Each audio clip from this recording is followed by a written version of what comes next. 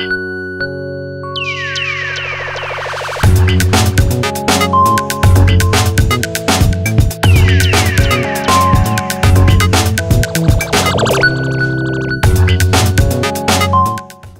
nous recevons sur ce plateau Bruno Vercelli, le cofondateur de Sentinello. Bonjour. Bonjour Kevin. Alors expliquez-nous ce qu'est Sentinello.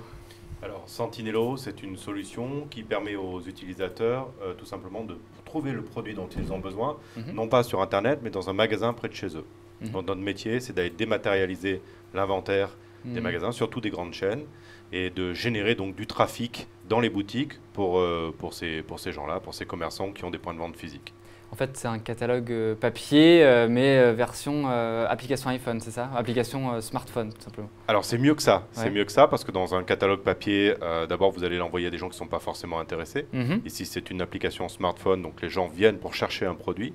Dans un catalogue papier, vous n'avez qu'une centaine de références, donc on peut avoir jusqu'à 3 ou 4 000 produits par point de vente. Et puis surtout, vous avez la disponibilité, le stock, le prix qui peut varier de magasin en magasin, ce qui est souvent les petits disclaimers qu'on voit sur le catalogue papier, c'est pas disponible ici, c'est pas disponible là.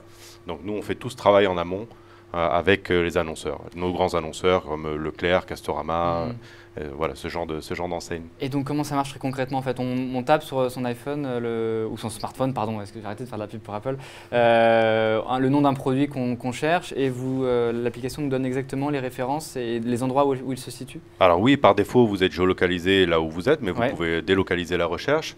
L'idée, c'est bien sûr, si vous rentrez un mot-clé ou une référence, de trouver le produit.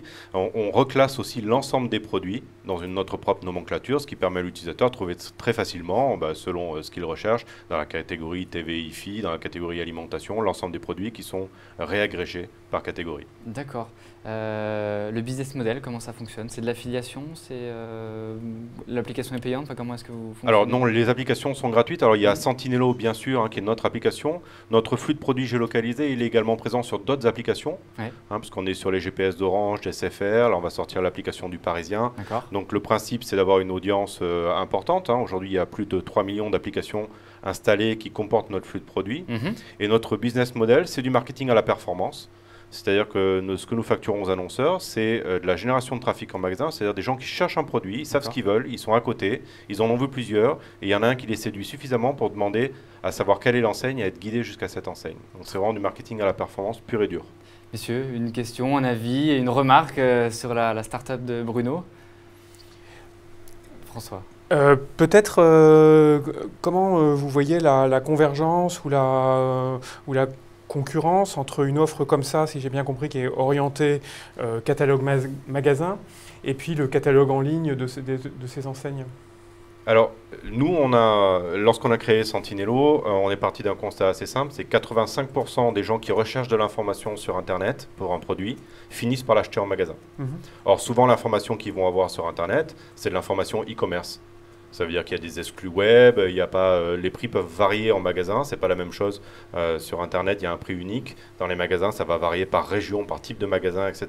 Donc il faut prendre en compte toute cette complexité. Donc on a développé une technologie qui nous permet justement d'absorber cette complexité, de savoir précisément sur, par exemple, Leclerc, sur les 570 magasins, quel produit est dispo, ou à quel prix. Et bien sûr, chaque magasin ne va pas avoir les mêmes produits, pas au même prix, etc. Et comment c'est possible justement de référencer autant de magasins? Vous avez des gens qui vont dans tous les magasins, ou comme vous êtes relié par plateforme? Comment ça fonctionne?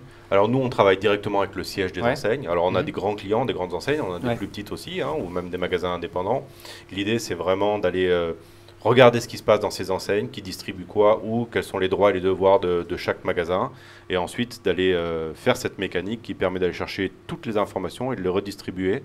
Donc pour ça, on a développé une technologie qu'on appelle les injecteurs intelligents de données, les Smart Data Injectors, ce qui nous a valu d'ailleurs une reconnaissance d'Oseo. Et c'est cette technologie-là que nous venons déployer au siège, en connexion avec l'informatique des enseignes, pour avoir cette info validée partout. Alors une petite question un peu plus personnelle sur votre ancienne vie. Vous êtes l'ancien directeur marketing d'Apple France. Pourquoi avoir décidé de lancer votre start-up? C'est la culture Apple justement qui vous a donné envie de vous lancer à votre tour aussi? Oui, il y a plusieurs éléments de réponse. Effectivement, chez Apple, la culture, c'est l'innovation. Donc on baigne là-dedans et donc bien sûr, ça marque un petit peu au fer rouge. L'autre raison, c'est que j'avais lancé l'iPhone il y a quelques années, donc quand on a lancé Sentinello, on savait que c'était cet outil-là qu'il nous fallait. Ouais. Alors c'était un vrai pari, hein, parce que quand on l'a lancé, il y avait 700 000 iPhones, donc on pensait que ça serait une déferlante. Bon, a posteriori, c'est toujours facile d'avoir raison. Ouais. À l'époque, c'était un vrai pari. Et puis, l'autre côté, c'est que j'étais directeur marketing. J'avais déjà ces problématiques de génération de trafic en magasin. Comment on fait pour être sûr de générer un trafic qualifié dans les enseignes? Et enfin, le point culminant, c'est l'équipe. C'est-à-dire que monter une start-up, c'est travailler avec une équipe. Et là, j'étais avec des gens que je connaissais, avec qui j'avais travaillé auparavant. Pas chez Apple, mais qui étaient soit des partenaires, soit des clients. Et donc, c'est l'équipe qui fait franchir le pas parce qu'on sait qu'on a un produit qui peut valoir le coup. À l'époque, au début, on ne sait pas. Maintenant, on le sait.